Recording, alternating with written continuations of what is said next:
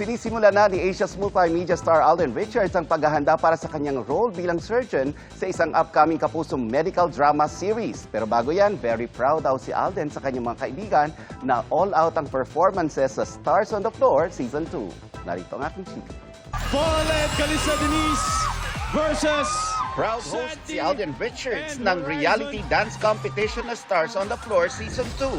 Nakita raw kasi niya ang growth ng mga contestants, pati ang hinaharap nilang mga struggles at challenges, kaya't saludo raw ang Asia's multimedia star sa kanila.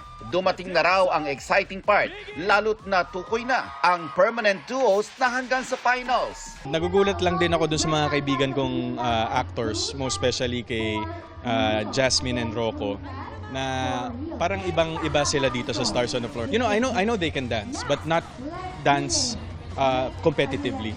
Nakaka-proud lang din, especially kay Jasmine, na parang sabi ko, with all the things you've been doing, syempre, meron din siyang play that's ongoing right now. Paano niya nasisingit yung rehearsals dito? Paano siya nakaka-deliver palagi with all her performances? Leveling up naman ang excitement ni Alden sa gagawin niyang kapuso medical drama series na Code Gray.